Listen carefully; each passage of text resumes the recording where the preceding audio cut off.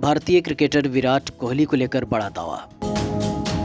South Africa के cricketer पर विराट कोहली ने थूका था और फिर 2 सालों बाद मांगी माफी।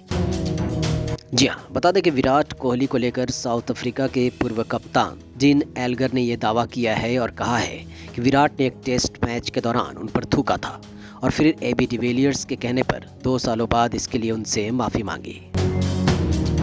भारत के खिलाफ जनवरी में खेली गई टेस्ट सीरीज के आखिरी मैच के बाद संन्यास लेने वाले दक्षिण अफ्रीका के पूर्व कप्तान डीन एल्गर का विराट कोहली को लेकर ये बड़ा खुलासा किया गया है।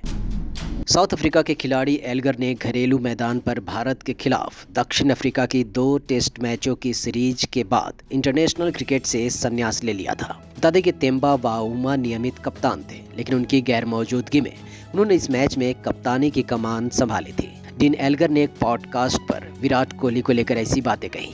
एल्गर ने banter with the boys podcast पर कोहली को लेकर ऐसे दावे किए।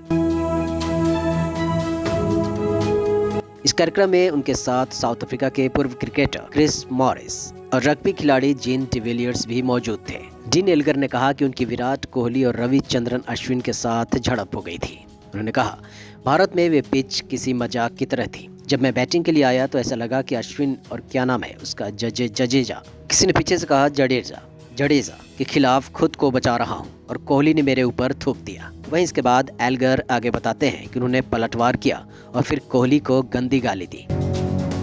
वहीं इस पर जब पॉडकास्ट के मेजबान ने एल्गर से पूछा कि क्या विराट कोहली उनकी बातों का मतलब समझ पाए थे, तब उन्होंने कहा कि हाँ, वो समझ गया होगा क्योंकि एबी डिविलियर्स आरसीबी में उसके साथ थे। मैंने कहा, अगर तुम ऐसा करोगे तो मैं तुम्हें पूरी तरह से निस्तेनाबूद कर दूंगा।